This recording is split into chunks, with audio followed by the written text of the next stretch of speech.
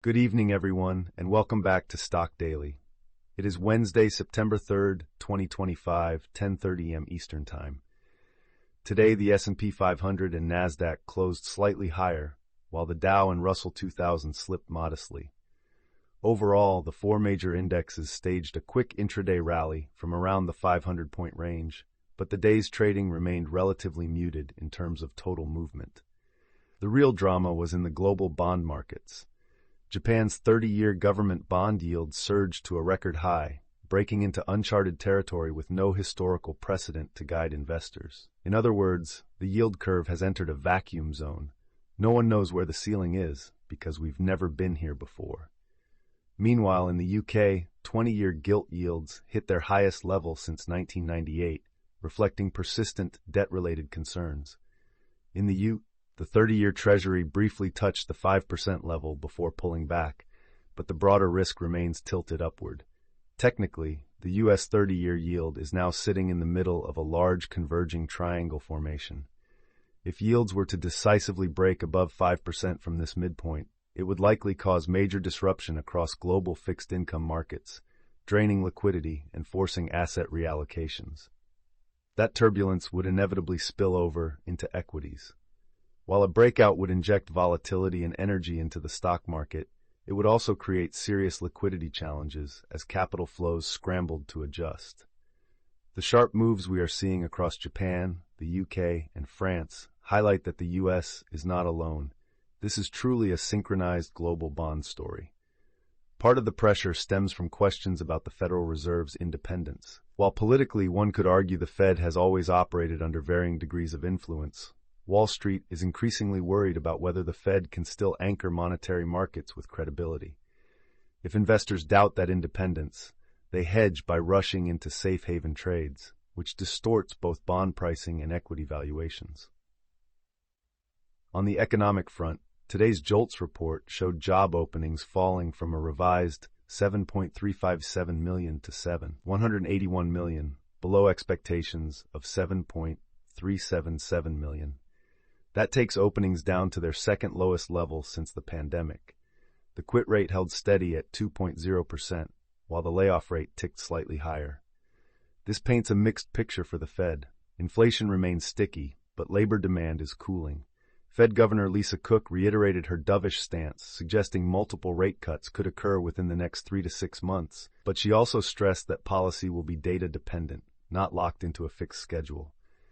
Markets are now pricing a 90% probability of a September rate cut, but the Fed's tone makes clear that back-to-back cuts should not be assumed as automatic. Turning to IPOs, regulators have filed proposals to tighten listing standards on Nasdaq. 3 major changes stand out.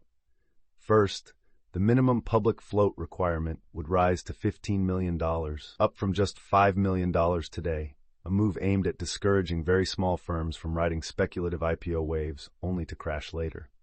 Second, companies with a market cap under $5 million would face accelerated delisting procedures, essentially a fast track to removal for illiquid penny-like stocks.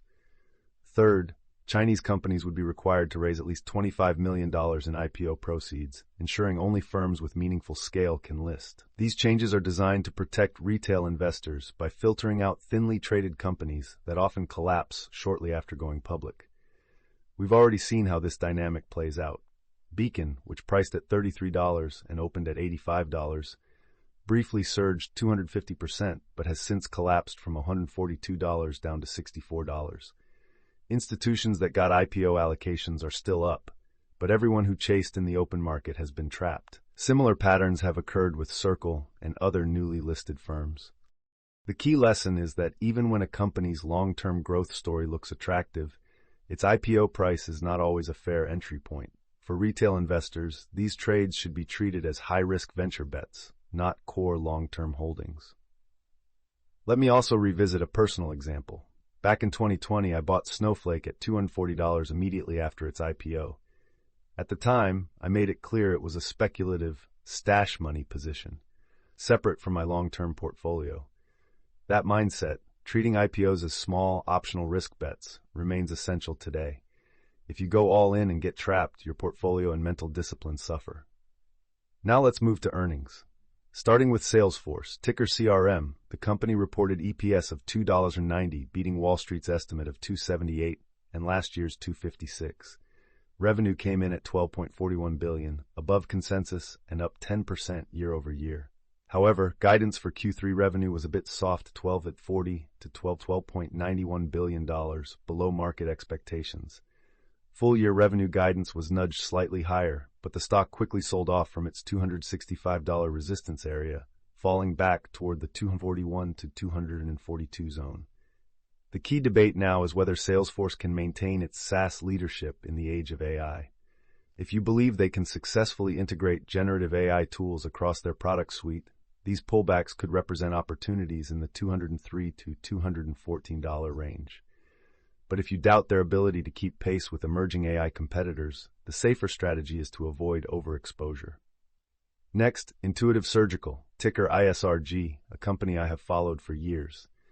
ISRG is the global leader in robotic surgery, best known for its Da Vinci system. Despite the stock's sharp 28% correction from highs, my conviction remains strong.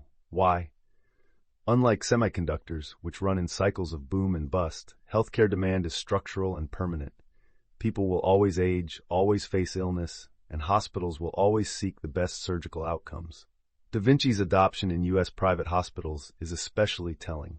Patients pay a premium for reduced pain and faster recovery, and providers compete to offer it. Even with potential tariff headwinds flagged recently, my accumulation strategy remains intact. I am targeting heavy buys in the 325-360 range and additional entries around 372 to 405s. ISRG may be overvalued at 500 plus, but if it resets into that mid-300 zone, the risk-reward becomes compelling.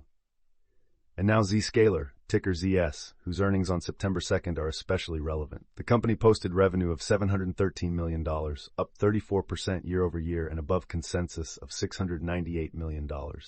EPS came in at $1.39 versus expectations of $1.29. Billings growth was robust at 32%. Assigned demand for zero-trust cybersecurity remains strong even in a tightening IT budget environment. Management guided fiscal Q1 revenue to $728-730 million, slightly ahead of analysts' forecasts. However, they warned of lengthened deal cycles as large enterprises scrutinize cloud security spending. Shares initially popped but then paired gains as valuation remains stretched. ZS still trades at a forward PE above 60. That said, the stock is benefiting from the broader narrative that cybersecurity remains non-discretionary, especially with high-profile threats like Volt Typhoon and Mustang Panda making headlines. For long-term investors, Zscaler remains one of the purest growth plays in cloud security, though position sizing is crucial given volatility. To summarize, September is off to a volatile start. Global bond markets are flashing warning signals, IPO regulation is tightening, and earnings season continues to reveal both opportunities and risks. My advice remains consistent. Treat IPOs and speculative names as small bets only, and focus on core holdings where secular demand and competitive moats are clear. Companies like Salesforce and Intuitive Surgical will continue to test investor patience, while high-growth names like Zscaler offer opportunity but demand discipline. Above all, align each investment with your personal risk tolerance, and never forget that capital preservation is just as important as capital growth.